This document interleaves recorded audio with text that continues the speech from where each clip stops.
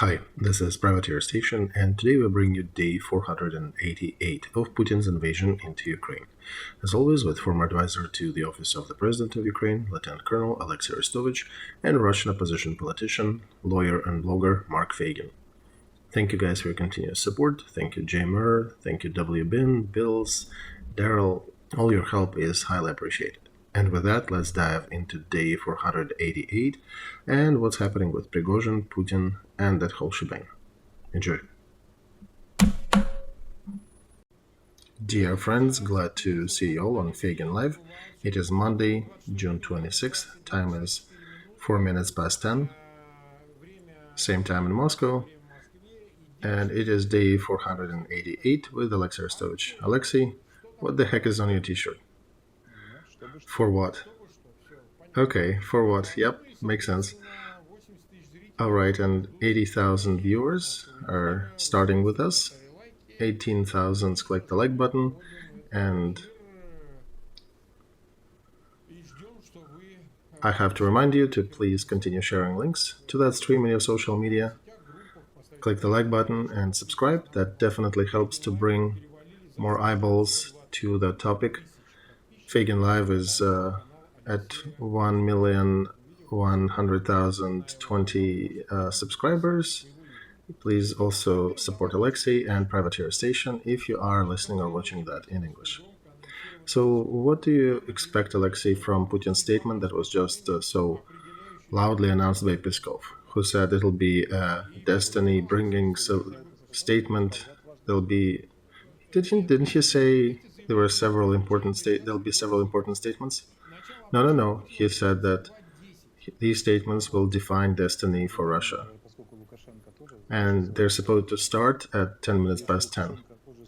That's curious. I wonder if Lukashenko's synchronous stream with Putin, because he also announced the statement at about the same time, are they going to switch roles, or Putin going to retire and take Lukashenko in as his heir?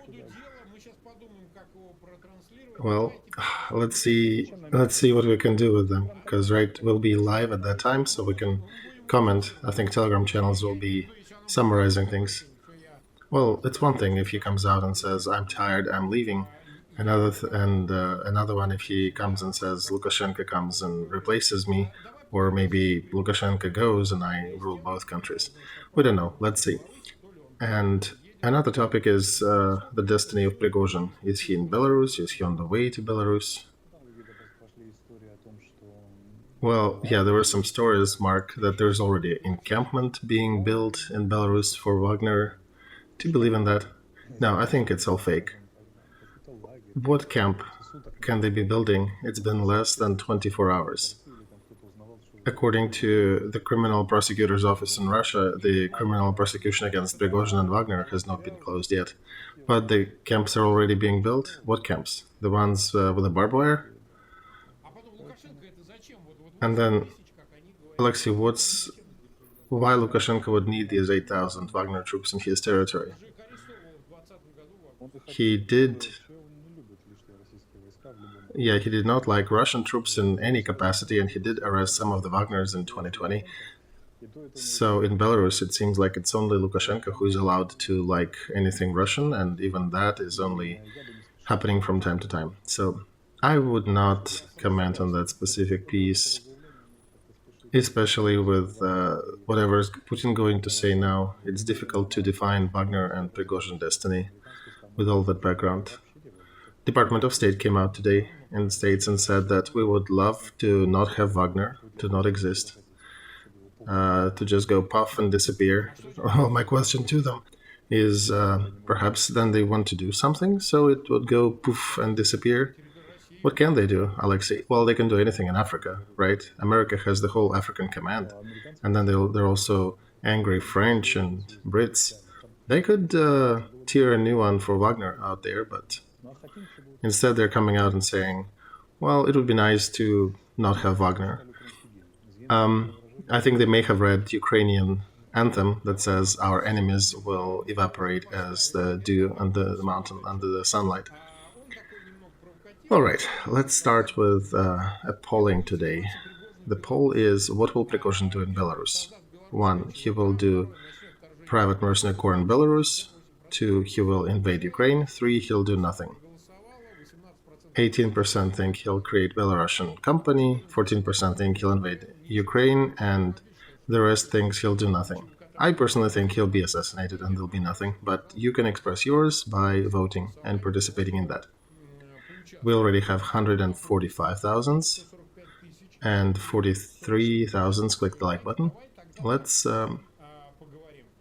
address it from another angle. After several days of what happened in Russia, do you think that was a military mutiny or there was a planned operation? Looking at all the amount of data that is pouring in. My version is simple, Mark. His monetary streams were taken away. What was it? $1 billion? No. They're saying the 4 billion were withdrawn from him. And then they were threatening to remove his power component from the 1st of July. That it will be moved to Russian Ministry of Defense under their command. So then he would be left naked and without money. And he decided to mutineer a little bit. And he probably had some support and promised that, yeah, we'll raise some ruckus, but we'll be adequate. We'll just march a little to maybe scare some people to get serious reaction to us and allow us to continue marauding in Africa and to not cut our lines of income. But his guys, I don't think, understood the whole message right. They pretty much decided that let's go take the southern command and then let's go Moscow. And there were some, according to some data, there was Gerasimov and Shoigu there in that command who actually came there to arrest Prigozhin. And when he pretended there was a strike on his back and his supply lines, he actually gathered a gang and decided to go and talk to these two guys in the Southern Command, and they both fled. So then Prigozhin turns his columns to Moscow to catch them there, and his guys are basically getting inspired. And, okay, we're now going to take Moscow. And then when you have air defense systems and then there are helicopters and jets flying around you, especially when they start shooting at you back, you shoot back at them. And they destroyed several. So they destroyed several very precious pieces of equipment. Those helicopters with radio electronic warfare helicopters, according to our data, there were maybe 5 or 6. And together with our losses, now they have about 5 of them lost. Plus they dropped down IL-18 or IL-22. That's a very rare plane with some very exclusive set of electronics equipment, and they got it down. So yeah, their air defense people are pretty sharp. K-52, that helicopter also went down. So they're sharpshooters. Exactly, one shot, one kill. And then they went towards Moscow, and there were more military units joining them. Actually, according to some research, there were quite a few, or at least not resisting. And by the way, according to the military times, non-resistance in such times is also considered to be treason. And then there were questions about nuclear arsenal on the way and some other things. So I think Prigozhin, as they were progressing, realized that he might end up having taken Moscow, and he was thinking, why the heck do I need that? So I don't think he realized that he would have that chance. And he turned away. And that's the point where my attitude to him really dropped. Oh, you had some attitude to him? Well, yeah, no. Not that I considered him to be a bright, talented individual, but right now I really, do not know if he is even a historic figure enough, because being 200 miles after walking 800 miles, being 200 miles away from Putin's throne and just stopping it, yeah, that's pathetic. Okay, Putin is talking now. He is saying that armed mutiny would be suppressed. Every attempt to overthrow Russian government is doomed to fail. The whole society, party, and church resisted the mutineers. Organizations who were with the mutineers also abandoned them. Many of his troops abandoned him, and it was just a small group that continued. So his statement continues. And I think that was his main idea. Right, about that. He's not leaving, nothing of that kind. And I think, as I said in my few streams before, that Prigozhin will probably be transferred to Moscow and then will be executed summarily, just the usual way. And yeah, his statement, another one he just made, organizers of that mutiny betrayed the country and everyone who was with them. So, yeah, by the way, Prigozhin betrayed Putin as well, right? Because he thought he is on the same side. You know, Mark, I had a lot of people talking to me and kind of whispering that Prigozhin is a smart businessman. He knows a lot of things. He calculates everything. I'm looking at that thinking he's a dumb fuck. Yep, absolutely, I agree with you. And now when he'll be positioned on a spike, or will be sledgehammered, or will be tortured with electricity. Hang on, sorry. The bravery of fallen pilots, they saved Russia. Okay, so the context is understood. And the message to Prigozhin, do not come to any agreements with a cannibal, especially when he is running away from you. You could have entered Putin's chambers, you could have been making orders today, but instead you just ran away. And if you, Prigozhin, had a chance to start any adequate politics and providing for security of nuclear arsenal, withdrawing troops from Ukraine, you probably would have gotten a Nobel Peace Prize after this war was over. Or at least a lot of things would be forgiven. And now they'll just, what they do in Russian prisons, take a big bottle of champagne and invade your nether regions. Yeah, what do you want from him? He was in jail for 10 years, had basic education, high school. He's cunning a little bit and maybe thinks that he's a smartass, but he's not really. You know what I'm thinking? His commanders, Utkin, the guy who was leading the column on Moscow, according to some rumors, where are they going? These ones have some education, have military education. So, what is their choice? You know, Western press actually said there were only 8,000 participating in his raid, not 25. You know, Mark, even if they had 500 on bicycles, they could still take Moscow. Moscow was empty. They could have taken it. Putin is making a statement, another one, that according to his direct orders, measures were taken to prevent bloodshed. So we maneuvered to avoid extra blood and loss of life, and now it's time to punish.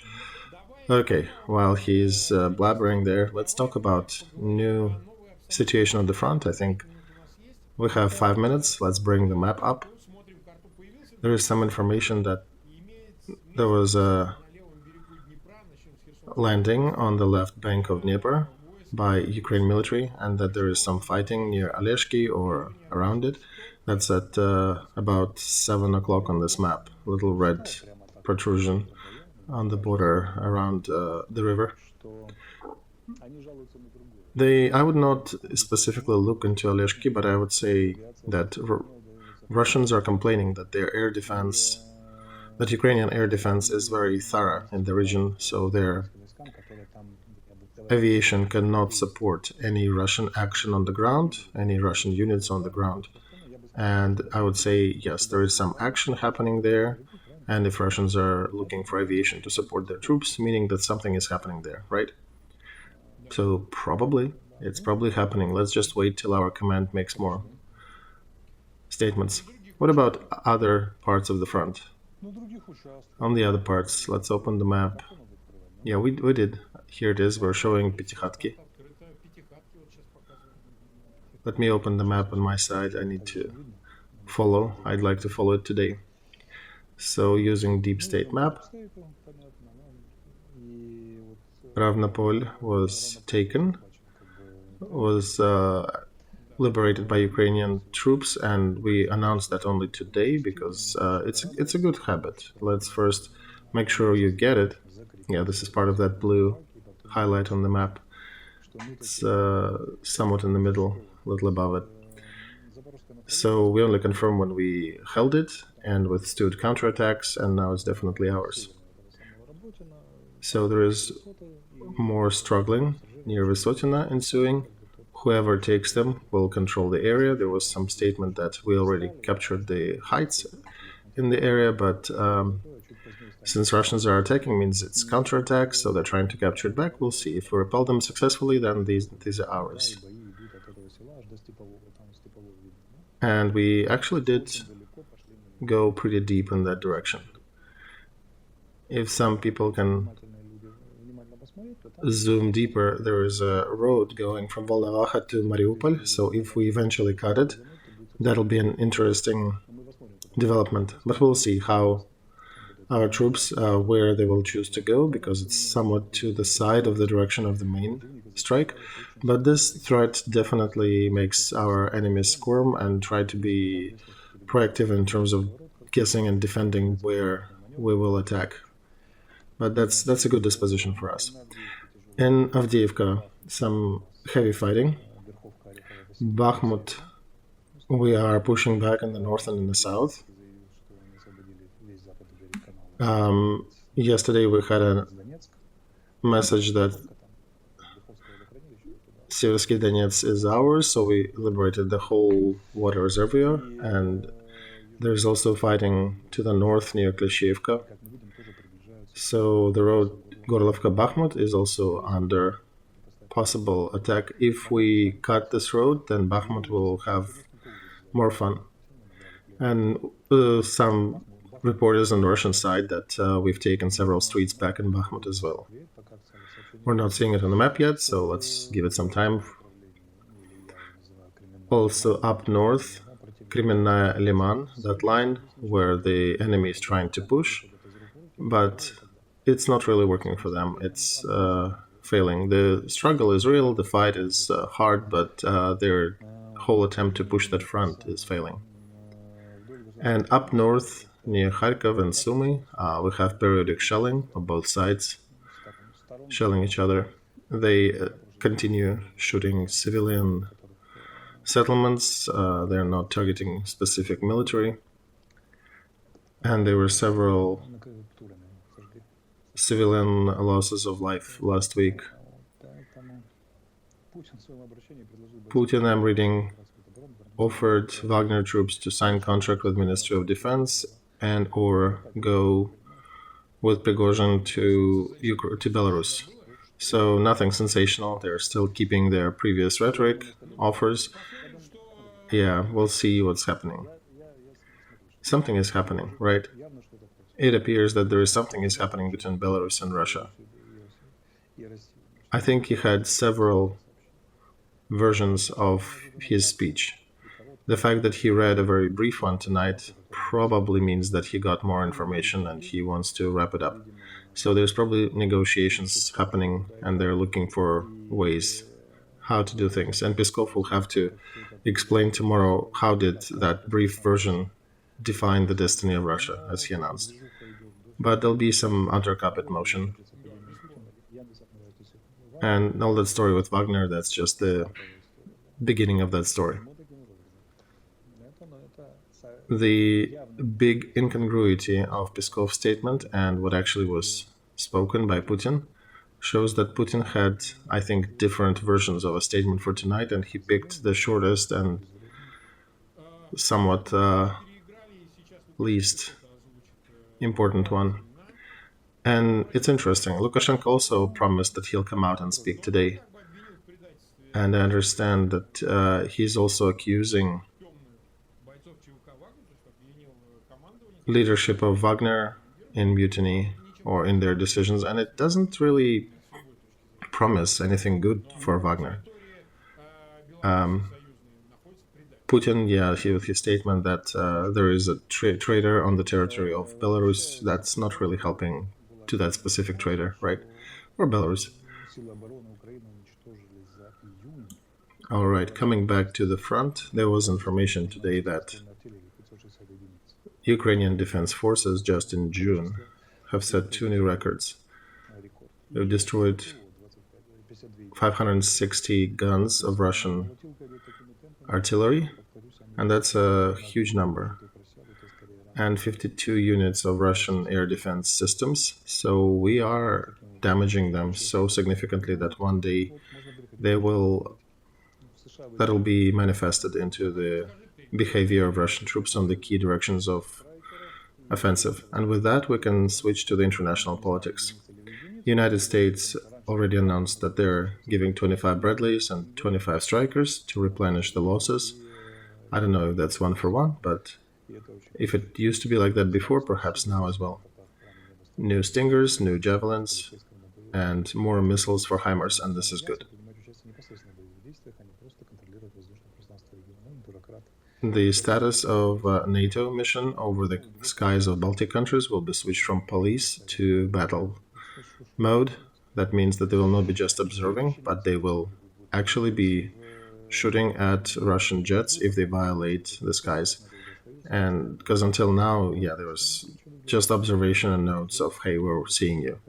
This is ridiculous. So also 4,000 Germans are arriving to Lithuania. And I think that is a possible threat of Wagner from Belarus if that disposition happens, and also some reinforcement in lieu of NATO summit happening in the Baltic. That other secret meeting where Denmark participated with Yermak. Okay, let's talk about the weapons first. Denmark is expediting the delivery of their military support to Ukraine, and representative of Zelensky's office, Andriy Yermak, was there conducting negotiations, and there were some people screaming on the Russian side, propaganda specifically, that Ukraine is initiating negotiations.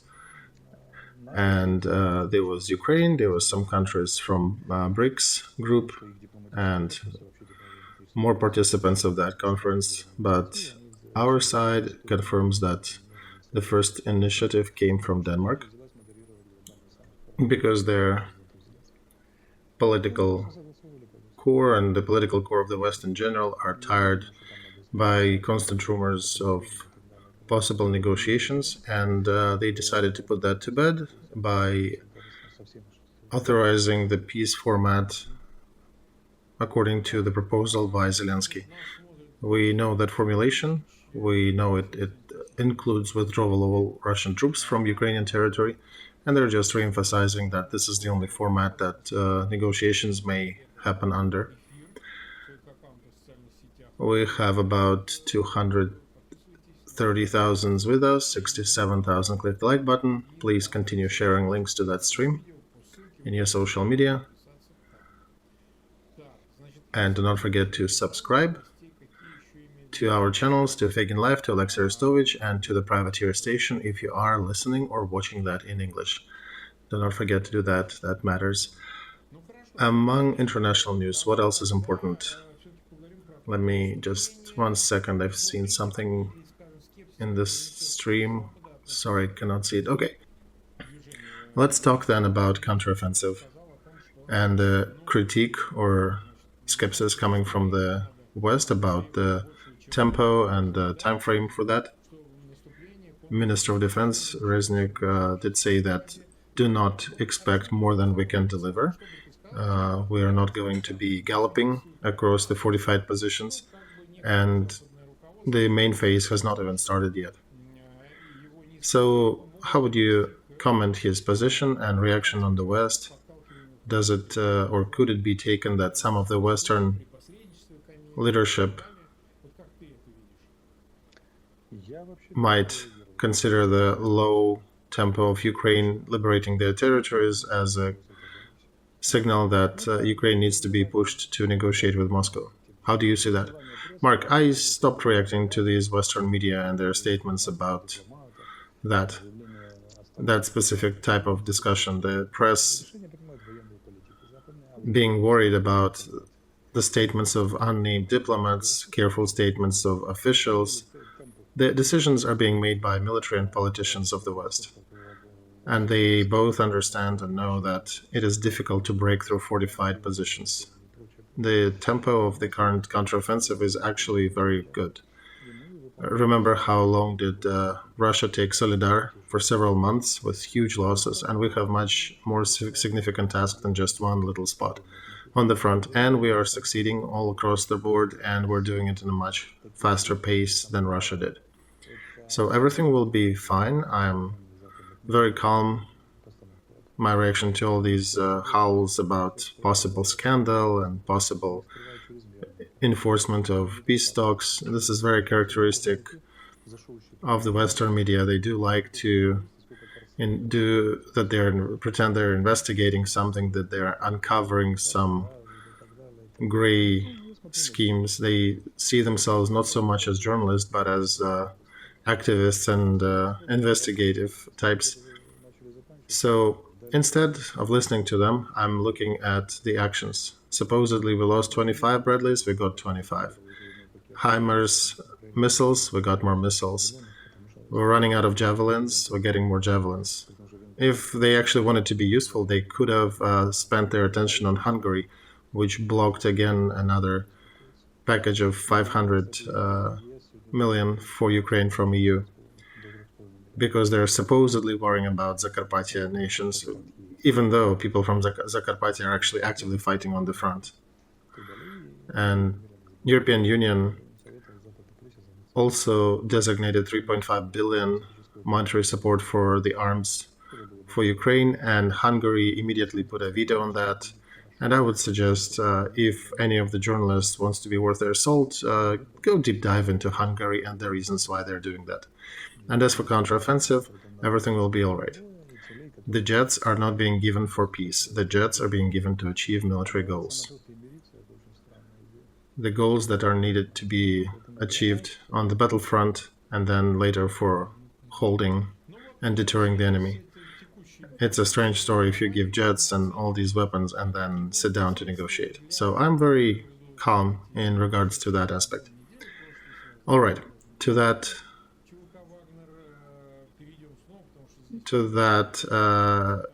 same basket of information that we talked about Wagner, because there is more reaction, more data coming up, people reacting to what Putin just blabbered out there. What's the destiny, you think, of Shoigu and Gerasimov? Because it does appear there is some conversations now that Shoigu might be replaced with Dumin, ex-personal guard of Putin and ex-vice security service, presidential security service, second head of that. And now he is the governor of, I think, Tula region. So the rumor is that Gerasimov and Shoigu may be replaced for these two. Do you think they might? I'm trying to remember. There was a general from KGB, a Bashan, who was a very well known for his aphorisms. And I think he had a good saying that you do not change horses while crossing the river, but you can change the driver pretty easily. So we'll see if they'll change the driver. First of all, it's the inner circle of Putin, and it's curious to see, will they have they forced him to replace his inner circle because of all that noise of some people outside. And on the other hand, he could still change them in order to separate and rule and to, empower one clan against another. One needs to know all the details of Moscow inner politics to understand that. But we can state one thing, that dismantling of Putin's power vertical has already started. And it started not with... it will not be continued by Prigozhin and his group that initiated that March for Justice, so-called. But it will be as a result of these events.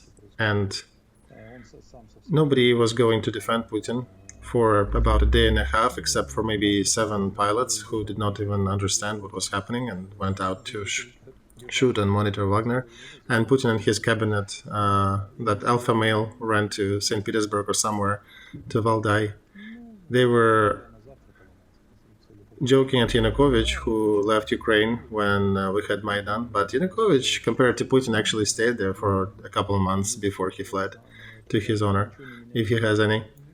So all these conspirologists that are sitting on the Telegram channels and discussing if Dumin will be there instead of Shoigu, it doesn't really change things.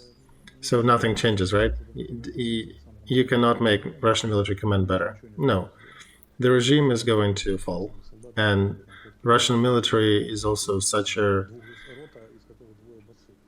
behemoth that even if you put Napoleon there, they'll not really have much effect on that whole machine. Today I saw some pictures from the attackers near Olexiy who were trying to counterattack our positions. Two of them didn't even have shoes. If you look at whom we captured, they look like bombs.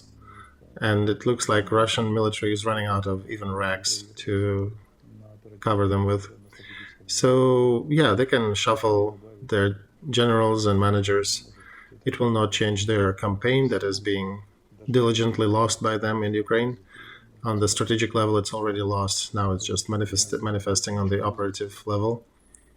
And even rearrangement of their reserves, whatever they have, will not even extend the time frame for their agony. It'll just make it more spectacular. All right, we're continuing our voting in our chat. The question is, what will Prigozhin do in Belarus?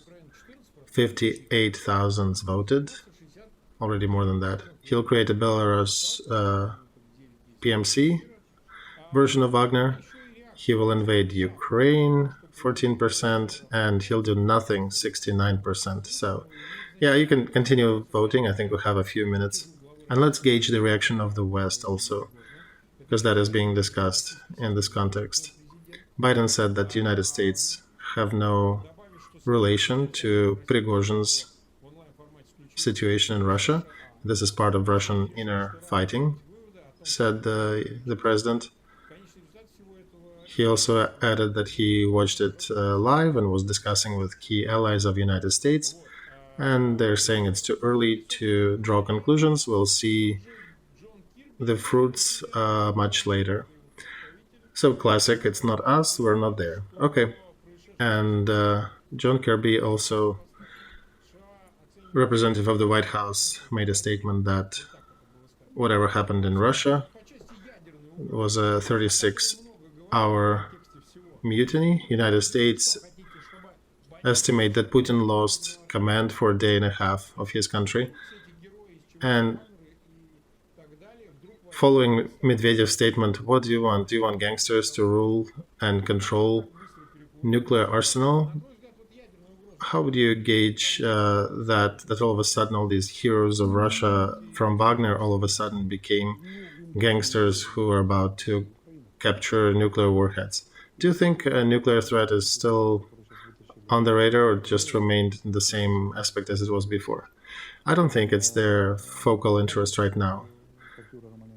I think that half-decomposed body that just came out in Russia and blabbered something with trying to appeal everybody. Like Romanenko wrote, just made a post now, Akela from Mowgli is still breathing, but his inheritance is being already shared. Yeah, I would say he's not just breathing. I think they also screwed him quite heftily. And yeah, that's interesting that the Russian power ministers, the ones who are supposed to tighten the bolts, instead tightened their own balls and got so scared that they probably could break an iron rebar with their collective sphincter. And now they're trying to pretend that they are still the black leaders of whatever message they were initially sending with this war. I think they're collectively destroying the last of his legitimacy in Russia, because right now he's, I think, causing more pity than anything, because that statement is absolutely inadequate to the actual events happening. It's not adequate to the leader of the big state. It's not even adequate to the current situation. It's cringy, right? Yeah, it is cringy what he is saying. It's basically an agony of what it's political agony of what's happening. Now we'll listen to what Belarusian leader would say. He is making statements now. Belarus media are saying that Lukashenko will answer questions tomorrow. There is no urgent message. Yep, I'm telling you, 101% that right now something is happening. Putin came out with a shortened version after some sensation was announced, and Lukashenko is moving his speech to tomorrow. So that means this night will be a night of some decisions. But these clowns can make no significant decisions. fortunately or unfortunately, and people were awaiting the end of this war in different formats, right? Some people were preparing for the Third World War, for the nuclear strike, but very few could predict that it will be the decay of personas in prime lifetime of Putin and Lukashenko. But wait, there'll be more. We'll probably see the last of Russian soldiers leaving Ukraine, disguising himself as some old lady. I said that in February of last year, that that'll be the end of the war. And Makful, an ex-ambassador to Russia, actually liked my post and made a very good statement. I'll quote him. He said the following. Just a second. Hang on, I had it here saved. I want to quote it precisely. Okay. He's saying that from the beginning of Russian invasion into Ukraine, analysts and officials were saying that Putin will never go back. Remember? That he'll continue and push it to the end, that they will finish it with victory. That he'll never cease to attack Ukraine because negotiations will not lead to anything favorable for him. Yesterday's events fully dispelled that supposition. Putin sounded like he's the one who's getting ready for a big fight, but when he was presented a chance to oppose Wagner with his troops, he fled. So, facing a reality, when he needed to fight for his throne, he just capitulated and ran away. Instead of trying to suppress the mutiny, he turned to become a rat that ran into a corner. And this is the creature that a lot of politologists told us to be afraid of. A lot of politologists, that huge NATO that can flick their fingers and make him disappear, are still sometimes calling upon us to not escalate, to be afraid. I think the ones who should be ashamed are the ones who were calling upon people to be afraid of Putin.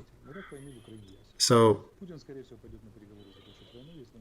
he did not attempt a nuclear strike on Wagner. Instead, he sat down and negotiated with them and took their conditions. So the end of war in Ukraine is understood. Putin will sit down at the table of negotiations and will have to concede everything that Ukraine will demand. The sooner he loses militarily, the sooner the negotiations will ensue. So my conclusion, we need to keep scaring the shit out of him. And the stronger, the better. So problem is that this world is being ruled by dumb fucks very often. This is basically a wet toilet paper. These people who are appealing to us to be afraid of Putin, to de-escalate our actions, instead of pressing him hard once, would have broken Putin. He just got us scared by 3,000 troops moving towards Moscow. And now just post the right ultimatum, push a little, negotiate with Chinese to make sure they are supporting the same point. You'll also probably get Russian nukes as well. If there was Reagan or Thatcher, perhaps there would be a different story, but the current leaders of the West, well, there's a whole other side. Again, if there was Reagan and Thatcher ruling, Putin would probably have never started this war. Mikhail Khodorkovsky is celebrating 60 years old today. We are congratulating him and wishing him success and victory. Okay, we have more information, more questions from chat about the Zaporozhye nuclear power plant. Budanov, the head of Special Services of Ukraine, is saying that Russia is definitely putting mines and explosives on this facility. What's the probability that they might blow it up? They might, Mark. And our nuclear specialists are saying that Zaporozhye nuclear plant is not Chernobyl power plant, so it's different. It's difficult to achieve a dirty bomb that might have a potential of influencing the future of half the Europe. So my most nuclear friends are pretty calm about the perspectives of it. The only problem they see is that the station will be damaged and it will cost us 25 to 30 billion euros because we'll lose some of the cheap energy generated by that power station. which they probably will try to do to at least cause some economic damage for us. And there is some small probability of nuclear ejecti, maybe on a smaller scale. And specialists are saying that there won't be any huge radioactive cloud. So if something will be dirty in a radius of a kilometer or two, well, we'll have to clean it. But economic damage will likely be bigger. Of course, their ass-handed executors might make mistakes and do something differently than intended, but I still do not believe in a huge nuclear explosion. And the fact that they even are considering blowing up the nuclear power plant characterizes the Putin's regime already too precise. And even if after these events, when they happen, if they happen, Europe will still be not strong or will not do anything against his regime, I just don't know what to say there. I will probably stop picking the words. We'll just have a bleep all over the stream. I understand you. 450,000 are watching us, 85,000 click the like button. We've been about 40 minutes live. We'll have a few minutes left. So the first reaction from Putin's patriots, or so-called Russian patriots, their reaction is funny. Strelkov, one of the extreme proponents of war, is saying that Putin's reaction is rather weak and he needs to now to continue giving orders and medals to the ones who actually did something. Others are screaming, Vlad, are you gone mad? Why did you negotiate with anyone? So yeah, Mark, as I said, his persona is decaying. I think they'll not go for another year. I think it'll be over much sooner than that. All right. One last thing I think we need to bring up, a patriotic but horrible story. We're showing a picture of Tigran Aganesian, a 16-year-old with Nikita Khanganov, these two 16-year-olds who were suppressed in Berdyansk, that is occupied by Russian troops.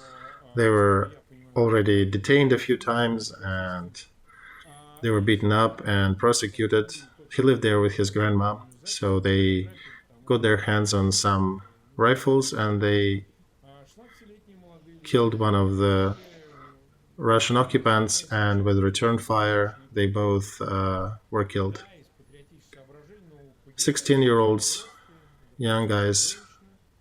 This is the saddest part of this war, when, yes, out of patriotic push, but these young kids, they die. They're absolutely heroes. That's a heroic death that they took, but we are fighting here daily to stop all that madness. And Ukraine itself is fighting to prevent these horrible deaths for 16-year-olds. But I have to say that they are heroes. They are the ones who died with guns in their hands. They're definitely heroes of Ukraine. There are more things to learn about that situation, but I would have given them heroes of Ukraine. Do you think they'll get that status? Yeah, I would have given them. I don't know if our government will, but yeah, it's, the usual investigation will probably do who was holding the rifle, who was fighting, who was shooting. Maybe the other was just helping them. And do you see that picture? We can see it, but I can't read the words. It says, mutiny, fakutiny. Yeah, our stream will be punished for all the cussing today. But I'm sorry, Mark, there is no other way to characterize what's happening there in Russia. And as we continue observing the decay of that half ghoul who already lost his human likeness a while ago, who started like a leader of the big nuclear country, and what he went down to right now.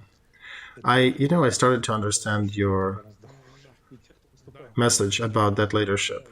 I was of a different opinion on them about a year ago, maybe 2 years ago. But right now, I understand that circus that you described them as. Right? That's a result to lead your country to that in 23 years. right? I can't wrap my mind about that. A quarter of a century, and people are just consuming that. Right, yeah. So, dear viewers, make sure you do not have kids with you during our streams. Oh, there will be, yes. Tomorrow we'll listen to Lukashenko's statements, we'll listen to what's happening with Prigozhin and more of his people, and we'll find more warm words in this regard. We'll have almost 500,000 watching us, about 100,000 click the like button. Do not forget to subscribe to Olexiy's channel, to my channel. You'll find links there, and if you are listening or watching that in English, do not forget to subscribe to the privateer station as well. That is important. And you know, in Ukrainian, there is a saying, he's so done with. This one is even worse. This one is even worse than that. But it's a historic moment, Mark. It's important to observe the situation and to try to get the experience, to observe how the person who made a bet on the dark side of the force, how he is deteriorating live on screen. Right, Voldemort basically. Right, and all his power people behind him, his oligarchs, can do nothing. The puppet is already falling apart. Russians, I congratulate you that marriage will be over soon. Very little bit left. Looking at these statements, just a little bit left. Let's hope. Let's hope, Olexiy. And we're finishing our poll. What will Prigozhin do in Belarus? 75,000 voted. 17% think he'll create a Belarusian private mercenary corps. 14% think he'll invade Ukraine. He'll do nothing, 69%. So we're concluding that poll. I personally think he'll have no time to do anything. And they'll probably be busy with killing each other and sharing the limited resources of what's left there. Yeah, you just wait, Mark. Dear Russian viewers will probably be calling upon you to create self-defense troops, because when the power will be deteriorating, they'll be using your lives and your future. That's when you'll have to just take arms and finish all of that. Putin and his cabinet and all of these assholes, because this is a collection of little Putins. One is worse than the other. Same decaying. It's a decay of regime live. This is very precious material from psychological and historic standpoint. Well, this is an information age, right? That's how it's supposed to go. All right, see you on Wednesday, 10 p.m. Do not forget to subscribe. See you then, and good luck.